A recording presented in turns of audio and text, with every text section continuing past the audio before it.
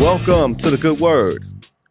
My name is Vincent Goodwill, senior NBA reporter for Yahoo Sports, the host of this podcast. We are part of the Ball Don't Lie Network. Get us wherever you get your podcast. It is Wednesday, which means it is a solo show. Me and producer John this morning. John, how you doing today? I'm doing great, Vinny. Last day before I turn 39. How's it feel on the other side of the wall? I don't know, because I don't feel 39 right now. At least because it's in the middle of January and I'm doing this little new thing and all this other stuff. So I'm feeling a little lighter on my feet. You know what I mean? Feeling fresh. Yeah, not quite fresh. Still tired. Fresher. Still tired as hell. Still not getting sleep. But you know, we working here. And I'll tell you something else, John. I think, and people who know me will know that I have been off of the Detroit Lions narcotic for a very long time. I think the Lions win this weekend, believe it or not.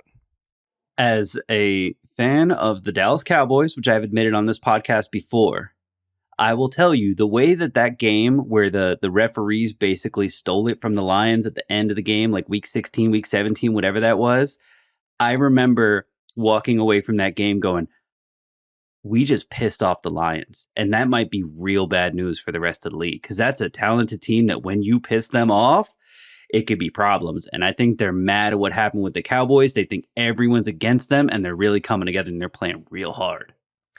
Yeah, and the other part is I don't know how good Tampa Bay is. Also true. You know what I mean? Like, that's just what it comes down to. I'm not sure if Tampa Bay is any good. I don't think any quarterback has ever looked less like a quarterback than Baker Mayfield looks as a quarterback. Like, that's just like an aesthetic thing. Like, he just doesn't look like I think it's like he's short, but also he's got small arms and he wears big shoulder pads. Yes, like, he does. He looks like he's a running back or a fullback trying to play quarterback. It's really weird, but he's been playing well. But yes, Tampa not nearly as good as Detroit. Go Lions, I guess. Yeah, now you won't get me to say go Lions. Like, that's a little above the pale. All right, that's a little extra. I just said I believe they will win this weekend. It's not saying I'm rooting for them. I'm just saying if I were a betting man, and I'm not sure what the line is, I would say, the Lions should win this weekend.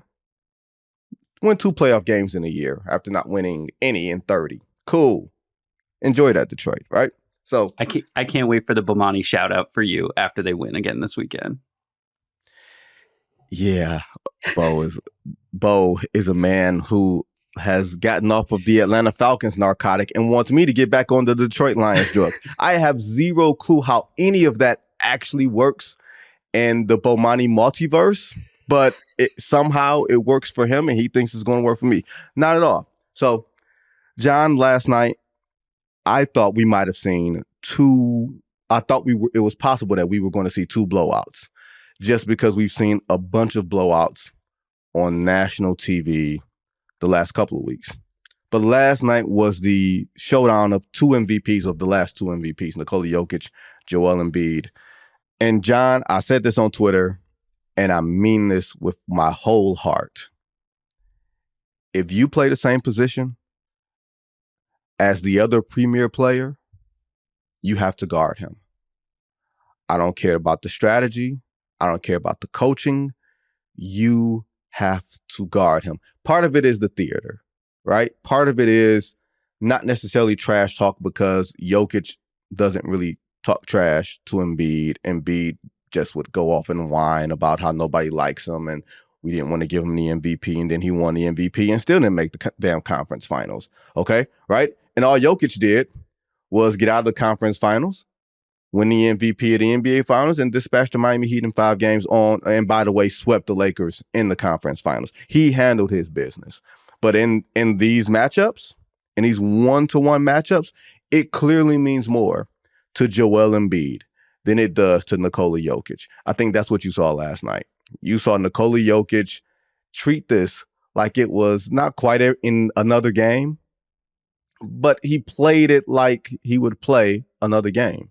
Like, he didn't have an extra level of intensity for this one. Joel Embiid, this was his Super Bowl. This was an important game for him. 41, 10 assists, 7 boards, a block shot. Like, if we think about it, and perhaps this is an indictment on the Philadelphia 76ers and Joel Embiid, these games mean a lot because the playoff games have not bared any good fruit. Right? Going to the second round and somehow, shall we say, shitting the bed every single time for the past few years. It's kind of what the Philadelphia 76ers have done. And because Joel Embiid wants his MVP so bad, he's going to play his best against a guy like Jokic. I'm gonna take you outside of this conversation just for a second to explain my point, because I actually have a counterpoint to your point. Month and a half ago, back before the Grizzlies got Ja Morant back, I think, the Mavericks were playing the Memphis Grizzlies, and Luka Doncic was having a good game in the first half. And in the second half, a man named Vince Williams Jr., who I had never heard of before this game, starts playing Luka full court on defense while talking mad trash while the Grizzlies are down like 20. And the funny thing is, he was getting the best of the matchup. Almost every time down the court, he was bothering Luka. He was getting steals. He was getting blocks. And every time he would win this one-on-one matchup, he would talk trash, and Luka would look up, point at the scoreboard, and be like, we're up 20. And then it was, we're up 15. And then it was, we're up 10. And they won the game, but it got closer than it needed to be. And I feel like the Joel Jokic thing is kind of the same. Remember last year, it was at the end of the year, it was who's going to make the run for MVP at the end of the year. Joel went, I'm going to score 50 points a game. This MVP is mine. I'm the real king in here. And Jokic was like, we're going to cruise for the last month and a half of the season. We're not going to play too hard. We got a big lead in the West. And I think his philosophy was scoreboard. We're going to get the ring at the end. We're going to go further in the playoffs. And that is what people are going to remember. I already got 2 MVPs. What people are going to remember is whether or not I have a ring. What people are going to remember from Joel is not that he won the MVP last year or that he beat Jokic last night by playing harder than him. It's going to be which one of these guys has more rings when you're comparing them. And so I think this game is vitally important for Joel because he's got to show like, I can play as well as Jokic. And I think Jokic is like, why am I going to play hard? It's January. I'm going to save my body. And at the end of the season, we're going to see if I have 2 rings that I can lord over you. And I have zero reason to believe that that won't be the case at the end of the season. And Oklahoma City's really good. Minnesota's really good. I'm going to see Minnesota tonight in Detroit. I'm going to see them live for the first time. So I'm going to be very curious how all that works out. And seeing the Towns, Rudy Gobert setup. But of course, I'm here really to see the Ant-Man. I'm just, those dudes are just there. You know what I mean? But I will say Nick Nurse, for all of his Mad Hatter tendencies, right? He's the guy that threw the boxing one at Stephen Curry in the 2019 NBA Finals. And he was, shall we say, he was not covering himself in Phil Jackson glory 2 rounds before when he and Brett Brown were going, terrible adjustment for terrible adjustment in that Raptors 76ers semifinal. But because he's willing to throw anything against the wall, he not want to say threw a junk defense against Jokic, but he put Tobias Harris on him, which is why I said, Joel Embiid, you got to take that matchup. Same thing for Nikola Jokic. If somebody has to wear that 40, it's going to have to be you. If you're Nikola Jokic, I don't care what's going on. If your counterpart is dropping 40, somebody else can't be wearing that matchup. You can't put Aaron Gordon on him and say, Aaron, AG, I know you're the better defender. I need you to take him. No, guard your man. And there's something very old school about that, about guarding your man, even if that man has sent a limo for you to make sure that you get your ass to the game on time, because he's going to wear you out. If that's the case, he's going to wear you out, and you're going to have to get him back on the other end, right? But Nick Nurse, the one thing that always jumps out whenever the Nuggets lose a game is like, okay, Jokic is always going to be uber efficient. So what happens? Is it the defense that failed him, or is it the shooting that failed him? And last night it was the fourth quarter shooting, 17 points, 2 of 8 from 3 and Jokic only had 2 field goals. I think he was 2 of 4. Usually you want him to have more shots up in that instance. Tobias Harris in the start of that fourth quarter wore the Denver Nuggets out. And if you're talking about a player like whether it's he or Tyrese Maxey, if Embiid can't keep up this 34, 35 point pace, my fear for Embiid, John, is this. The regular season is not meaningless the way that some people frame it to be. The regular season is it creates habits, in my opinion. It creates habits for what the expectation for performance is going to be during the playoffs. And if Joel Embiid is going to be the guy that averages 35 points a night in the regular season, then you're going to pencil him in for 35 points a night in the playoffs when you have to play every other day, when the travel is there, and you can't sit out games with a sore knee. You're going to have to play through that stuff. I'm not saying his sore knee isn't something you shouldn't play through, but I'm simply saying that either you raise your game or you play to the level of the regular season. You cannot do what he's done the past couple of years, which is drop down almost 10 points a game. Your field goal percentage goes down. Your 3-point percentage goes down. So you can beat up on all the tomato cans. You can beat up on Nikola Jokic on a given night. But when it counts in the playoffs, because you don't have another super high level player, you're creating habits that you may not be able to sustain. And then you're going to be asking the Tobias Harrises of the world and the Tyrese Maxeys of the world to play above their heads when the standard has not been that. So I feel like for the 76ers, if they want to get up to the Boston Celtics level, up to the Milwaukee Bucks level, because I feel like they're a tier below. And I still think the Miami Heat would have their number in the playoff series just because I give the coaching advantage and I give the Heat a culture advantage in knowing who they are. I don't know if scoring 40 points a night is what's best for the Philadelphia 76ers in the long run. Maybe this is how we transition to the other game that happened last night. We don't need to get into the whole load management conversation we were having before we started recording, but in previous recent seasons, Kawhi Leonard, Paul George, not only were not playing every game, but if you watch them, Kawhi was not defending the best player on the other team until the fourth quarter, if at all, in the regular season. And they would always say, oh, he's got that in the playoffs. He'll get that in the playoffs. You need him for 40 minutes on Giannis, you're going to get it in the playoffs. What I'm seeing from the Clippers this year is what you just talked about. Okay, no, let's not treat the regular season like it's meaningless. Let's treat it like it's muscle memory. Let's play these games not quite with a playoff intensity, but a playoff-like plan. And as a result, you're seeing the Clippers play at a higher level than pretty much everybody else on any given night. And I think the only question or concern surrounding the Clippers is the one that's always there, which is, are they going to be able to sustain? Are they going to be able to stay healthy? But I don't think we have to worry about the Clippers anymore building bad habits through not taking the regular season seriously. Dude, I'm going to tell you this. We have all have like toxic relationships in our lives, things that we cannot quit for whatever reason, right?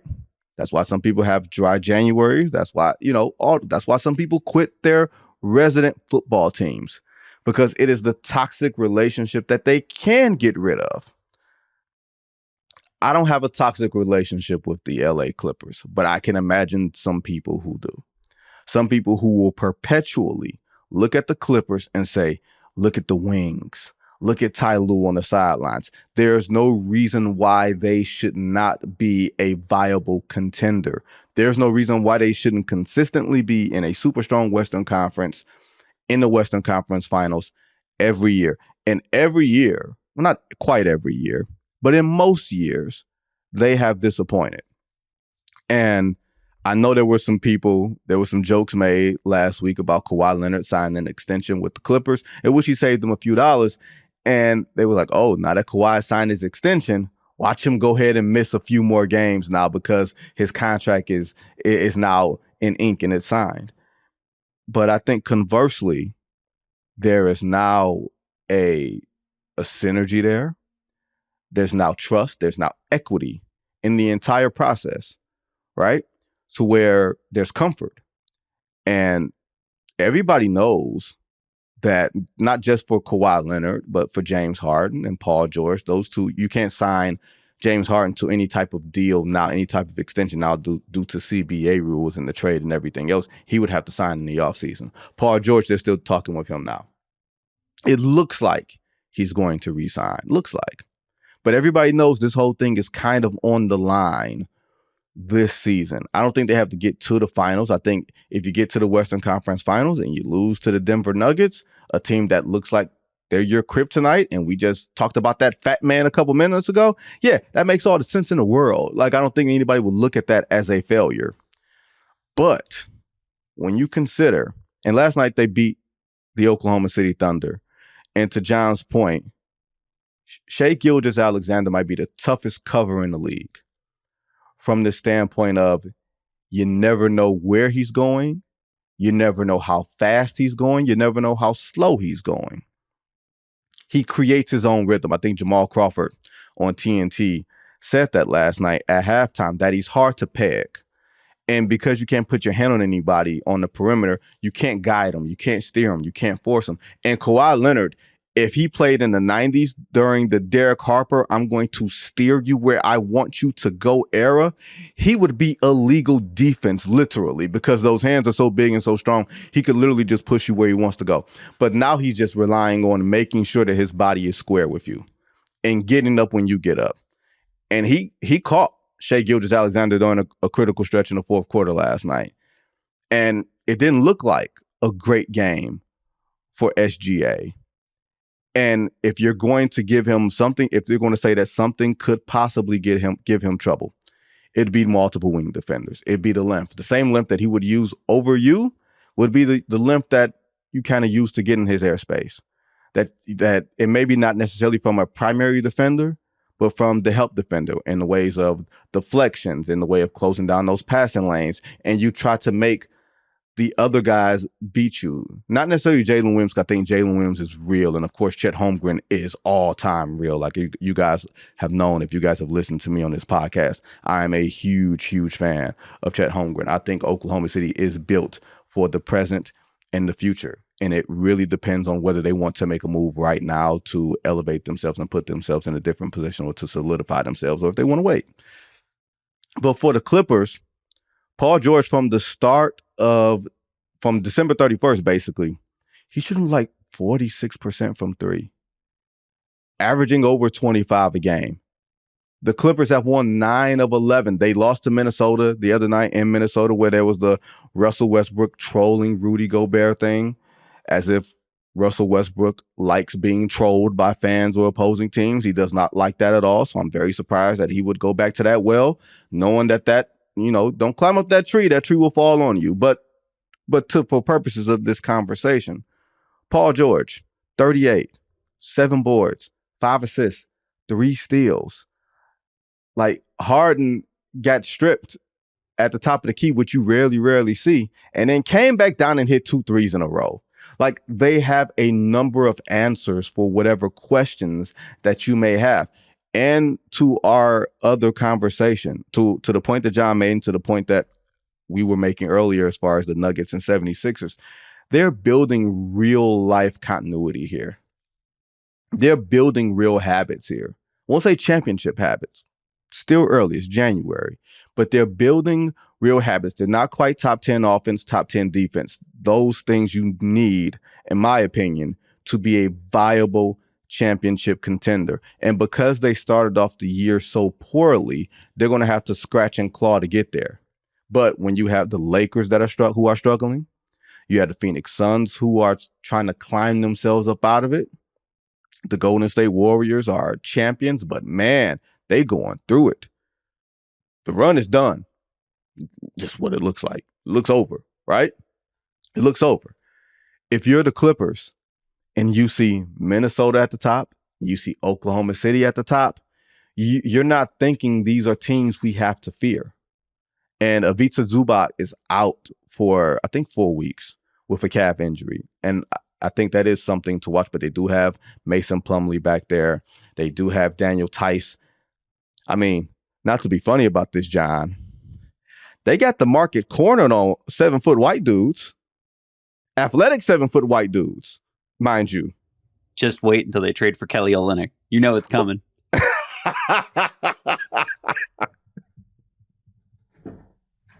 Are they trading PJ Tucker for Kelly Olynyk? Is that the deal that we're saying is going to happen? I'm sure they would like to have Kelly Olynyk. There's actually a handful of teams that I've heard are interested in Kelly Olynyk. Man, that run in the FIBA World Cup really boosted the stock of Kelly Olynyk. Everyone wants him on their bench now. Hey, look, I've seen Kelly. We've seen his movies before. You know, like there's nothing wrong with an athletic and rangy big dude, right? And I was just joking about the white stuff, people. I was just playing. Like, don't send us letters or anything like that. It was just a joke. Like John, we are coming up the MLK conversation, you know, that we had with David Dennis Jr. So some people might be a little sensitive to the jokes, right? And then we go to James Dolan, a rich white man who just decides to get himself sued. Right, John? He got himself sued along with the name Harvey Weinstein. You know her name, Harvey Weinstein? I never knew there was going to be some level of NBA bent to it. But if I had to bet there was going to be some NBA name tied to it, I would have bet it's James Dolan, the owner of the New York Knicks. And apparently there was a masseuse who was traveling around with James Dolan's traveling band. In case you guys didn't know, JD and the Straight Shot, or they opened for the Eagles. And James Dolan is a big time musician. And the details are really heinous, if you can imagine. She's suing him in civil court. She wants a public, of course, acknowledgement and all of those things. And because, of course, it's Harvey Weinstein, it's an automatic, shall we say, assumption of guilt. And because there's an automatic assumption of guilt, everybody naturally goes to the Robert Sarvers and the Donald Sterlings and get this guy up out of here. Not sure if that's going to happen, right? I'm sure there will be some people around the league and other teams who would say, hey, if this is the smoking gun, let's get this dude out of here. But, you know, for yourself, go read the details. The details are really heinous. I don't know what to make of it just because it's in a civil suit. Adam Silver said that this is the first that he'd heard of it since it was in a story. I'm not sure I quite believe that, but that is the thing that you are supposed to say when the relationship is that your boss, which is James Dolan, got in something, and you're supposed to be the guy to spearhead maybe an investigation against your boss, not the other way around, right? So that's just that. Now, back to more basketball, John, because last night there was a report that came down from The Athletic about a possible trade between the Toronto Raptors and Indiana Pacers. Of course, Pascal Siakam is one of those names who've been on the board for a long time because he's a pending free agent. He's, of course, going to be up for a huge contract this offseason. So any team that trades for him, you don't necessarily have the assurances, but you want to be able to have a good chance to re-sign him this summer. And if you're a team like the Indiana Pacers, you're not going to get a guy like that in free agency. You have to be able to bring him in-house and sell him on Tyrese Halliburton and Basketball Mad Indianapolis. And hey, we have a chance to make real noise in this Eastern Conference and to be able to compete with the Bostons and the Milwaukees and Phillies and Miamis. An Eastern Conference that's quietly getting a little on the top-heavy side, which I think is a really good thing. You left out one thing, which is trading for him would give the Pacers his bird rights, which means while the Celtics and the Knicks and the Lakers and all these other teams are trying to sign Siakam in free agency, the Pacers can at least say, we can offer you more money. That's really what this is. Like they want him for this year, but now they can offer him more money than anybody else come this offseason. Yes, and he wants all his money. I ain't even mad at it. That man wants all of his money. And so the Pacers reportedly are offering 3 first-round draft picks, Buddy Hield, whose name is always in these trade discussions, and probably Bruce Brown. And I know there was at least a thought that the Pacers were trying to find a third team to unload Bruce Brown. I don't believe that to be true. Now, I'm sure, could there be different machinations of this trade if it were to happen that could involve Bruce Brown going to a third team? Sure. But I think it's just to make the money match. And I think it would involve Bruce Brown heavily, at least to this point, going to the Toronto Raptors. Tyrese Halliburton is out with that hamstring injury, which, he did the splits on the floor. And the Pacers are trying to not only keep pace and keep momentum with everything that they've been doing with this style of play that is reminiscent of the 7 seconds or less Phoenix Suns. They want to capitalize on the momentum. They want to make sure they stay at the top of everybody's tongue in the Eastern Conference. And Pascal Siakam, that's a huge upgrade on the wings. That is a guy that can not only play off of Tyrese Halliburton, but that's a guy that can go out and get his own. And once again, if you're the Pacers, if you're some of these smaller market teams, that's why a team like the Cleveland Cavaliers went and got Donovan Mitchell a couple years ago. And we don't know if they're going to be able to actually re-sign Donovan Mitchell. But if you're the Cleveland Cavaliers or the Pacers or the Detroit Pistons, this is the route that you have to go. Free agency is not going to be it for you. You have to be able to use your cap space and make transaction trades in the season or draft night trades, which could be the case for the Pistons if they don't do anything before the February 8th deadline. So I'm very intrigued to see if this is going to actually happen. Usually, if a trade isn't consummated really early, sometimes it fizzles. Once it gets out there a little bit, other teams start calling, and you start wondering about the price. 3 first-round picks is a steep price in a luxury tax world, in a Midwestern town, in a, shall you say, a low revenue team. This is not the Lakers, who have their own individual TV deals, their own revenue streams and everything else. This is the Pacers. You have to be able to think about things a little different. And having multiple first-round picks go out the door, cost-controlled first-round picks, mind you, as these salaries keep escalating across the board for the max deals, for the mid-level deals. Even going to get a guy like Bruce Brown is expensive for you. You have to be able to keep some draft capital, but the reason that you keep your draft capital is to go and get a player like Pascal Siakam. So I totally understand. I'm interested in your perspective on the other side of this deal. Let's imagine for a second that the deal is Buddy Hield, Bruce Brown, and 3 first-round picks for Pascal Siakam. Like you said, steep price. Maybe it doesn't happen. There was rumors that the Raptors and Kings got this far, and then the Kings kind of backed away at the steep asking price for Siakam. That's fine. Maybe it doesn't happen, but if we imagine that happens, Masai Ujiri has turned OG Anunoby and Pascal Siakam into Buddy Hield, Bruce Brown, RJ Barrett, Emmanuel Quickley, and a bunch of picks. And Buddy Hield comes off the books this offseason, so if you don't want him, you can go spend that money in free agency in the offseason. That's a pretty good team to build around Scotty Barnes. Like, I would wager to say the Raptors aren't really taking a step back in terms of talent, but they're clearing some cap space, which they were going to do anyway because those guys have free agency, but they still can play in free agency this offseason. Their talent level hasn't really dropped. The team arguably fits better around Scotty Barnes, and they got draft picks for the trouble. Like, if this deal actually happens, I'm going to applaud Masai and be like, that's a hell of a job. And here's my thing. My thing generally on if you are rebuilding, which is not what the Pacers are doing, but what the Raptors are doing. There's ways to go about rebuilding, which turns us into the next topic.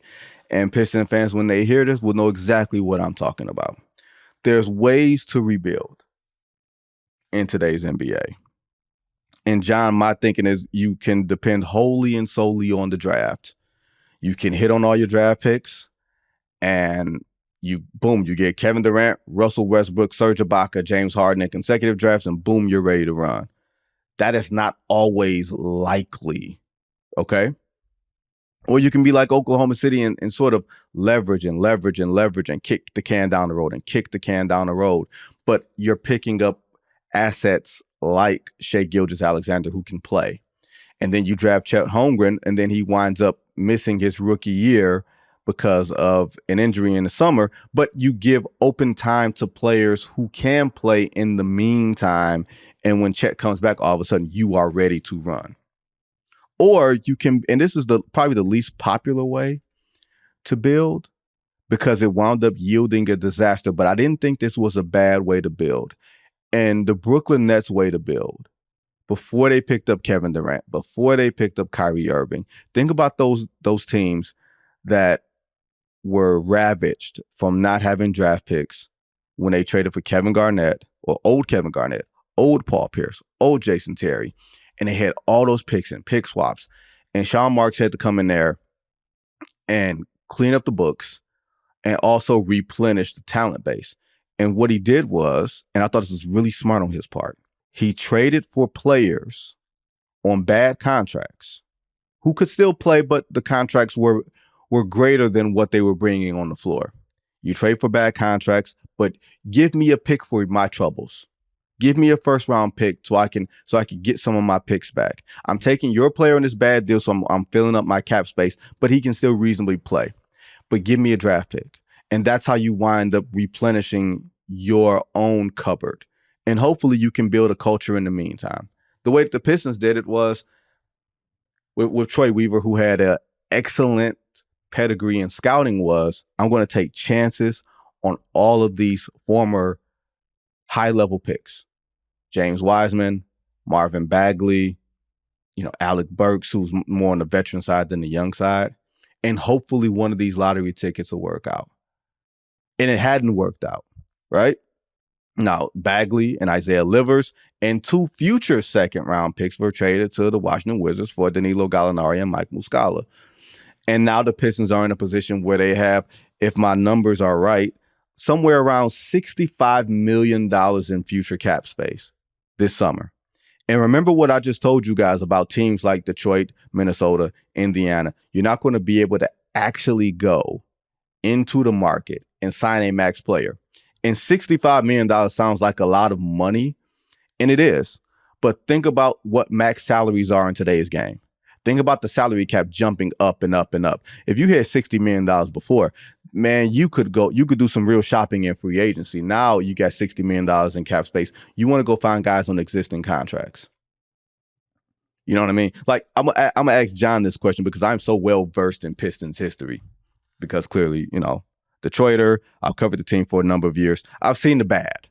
Seen a lot, not 28 straight losses bad as a beat writer, but pretty damn bad.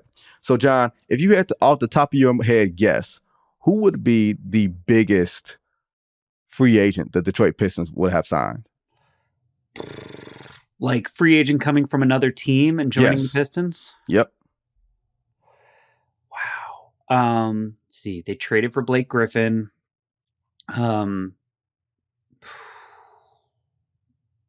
God, it can't be as old as like Chauncey Billups, can it? He would be the best free agent that they've signed.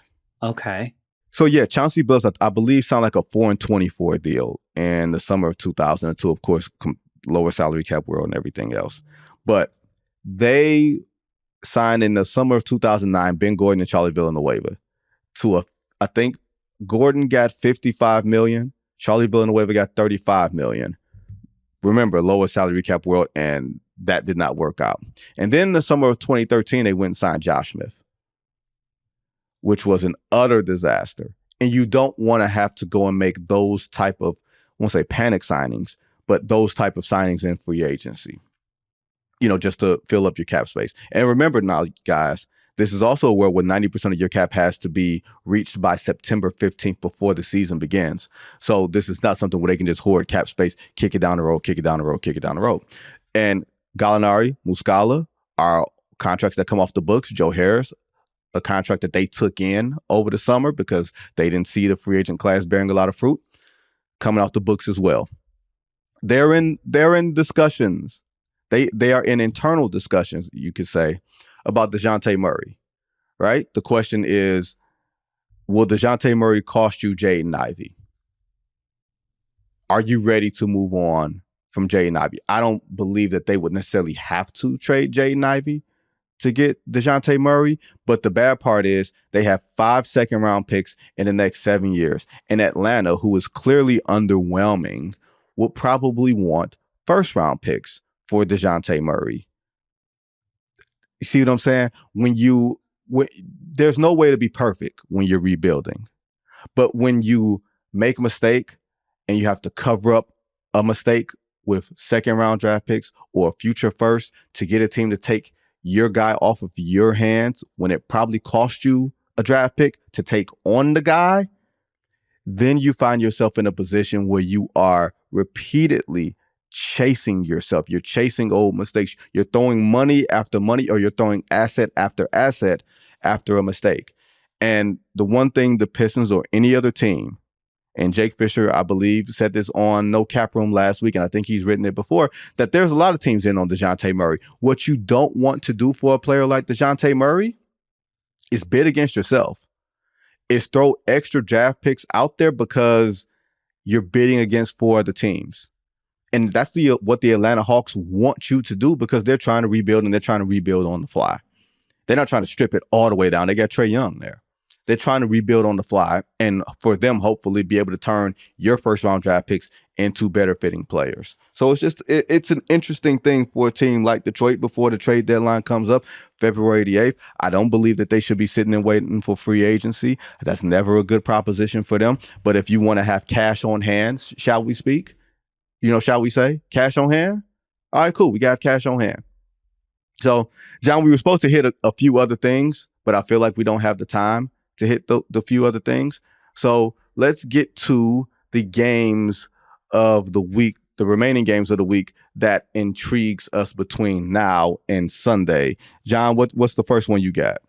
First one I got is tonight's game. I'm a Dallas Mavericks fan. Mavericks play the Lakers tonight, and for me, these are 2 teams that they always kind of bring out the best in each other. They play on Christmas Day a lot of the times. And I don't know what to make of either one of these teams right now. Like, the Lakers looked great against the Thunder.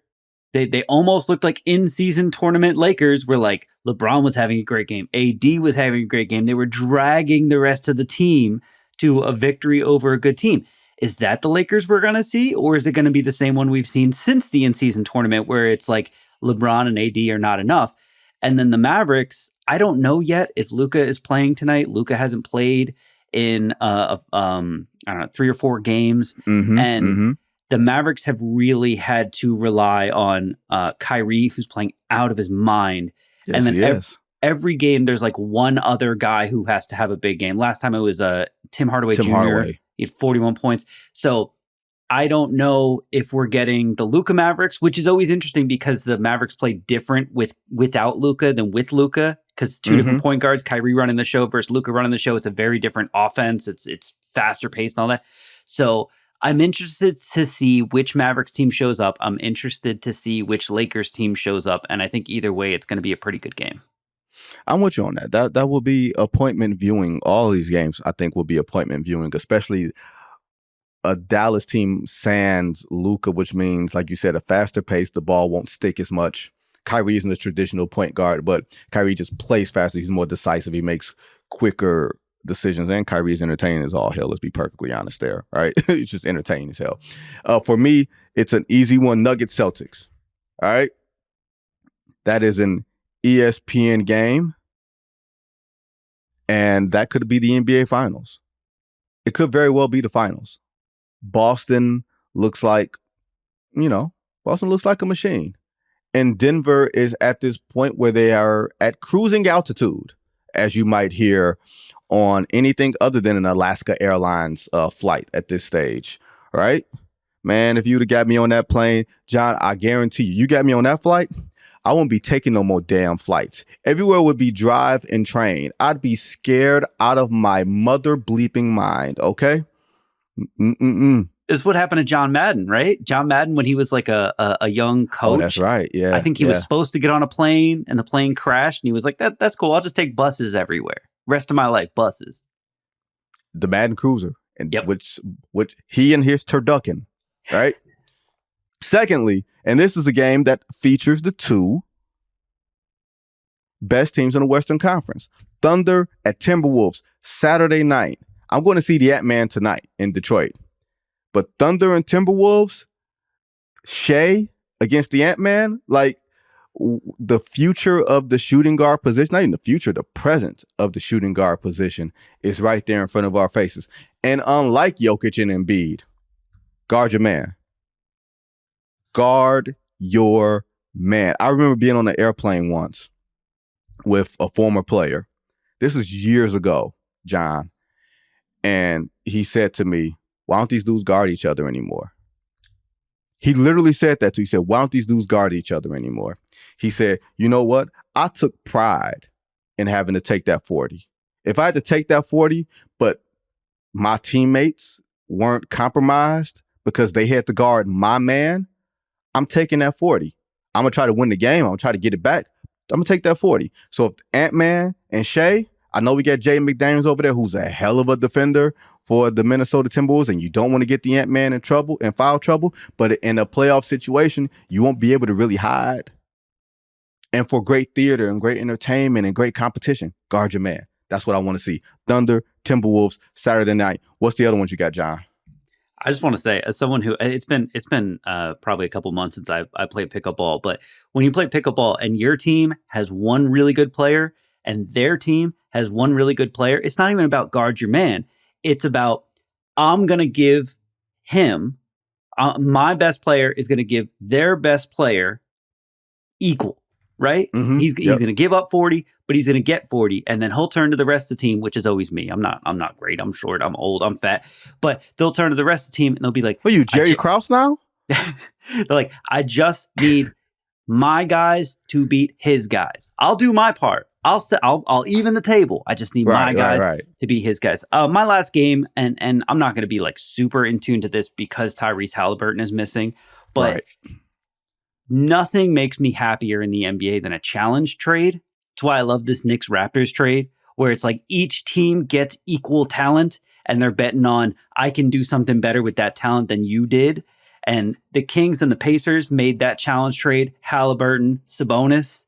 And it's always fun when those teams have to get back and play each other. Now, Halliburton is not going to be playing in this game, but there's always a little bit of that, like, Pacers gave up on Sabonis. They think they know how to stop him. They think they know how to keep him from being a dominant player. So it's always interesting to me to see a guy like Sabonis go back and play against the Pacers to see what they think they know about him.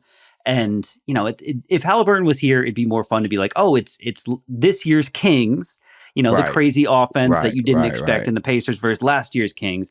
But it's still going to be interesting. And it's two really good coaches going at it. Absolutely. It is two really good coaches going at it.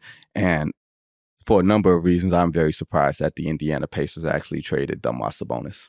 And I'm really interested in going to Indiana because do you know what's at the Indiana airport? A basketball court. But here's the thing. I saw this. I saw the picture. I saw a basketball court in the middle of the Indiana airport. And I was like, oh, man, how much fun would it be? You got a layover. You just go shoot hoops for a while. And so I saw someone go, do they have balls? Can I bring my own ball? And someone said they actually have like plastic things in the rim. So even if you had your own ball, it's not going through the net. And I'm like, what is this? Just hang a painting of a freaking basketball court then. If you're going to give me a court, let me play. Yeah. I mean, look, whenever you step on a floor, like there's this urge. There's this urge just to shadow shoot. Like that's what I'll do. Whenever I'm around, I'm going to shadow shoot. I'm going to go into the form. I'm going to go into that left hand Nick Van Exel, Damon Stoudemire form, and I'm just going to start fake shooting, go do my in and out dribble. I'm going to do all that stuff. You know, my friends who are listening, they know how I used to get down in my younger days when I wasn't good. I wasn't great, John, but I was like really quick and really brave. That's what it was. I wasn't great, but I was really unselfish. I was a streaky shooter, and I was really fearless because I'm like, what point y'all gonna get hitting me coming down the lane? And they would still hit me coming down the lane, but you know, like back in the day, you had to get up. You had to, you know, once again, take your 40. Like if Like, that's how we played back then, John. All right, this is a deep cut, and I hope you get this. This is a joke just for you. You're going to be shadow shooting in the Indiana airport. I'm going to show up, and I'm going to be like, Shep, that's Shep. Oh, Shep. Yeah. No, Shep and Nutso. Yeah, we ain't going to be that. We ain't going to be that, okay? One of the best basketball movies in the history, other than He Got Game, would be Above the Rim. Go watch that. Tupac, Leon, Dwayne Martin. It's a lot. Yeah, man. The late Bernie Mac, Marlon Wayans. You just took me back to my childhood. Me and my friends quote that movie all the time. Best soundtrack ever. It's up there. It's up there. It is really up there. My favorite Tupac song, Pain, is the closing track of Above the Rim. And that, ladies and gentlemen, is all that we have for you today on The Good Word. Thanks again to producer John and the entire team that works hard behind the scenes. Jake and Dan will be back for another episode of No Cap Room tomorrow. I will be back for another episode of The Good Word on Monday. Until then, everybody be safe.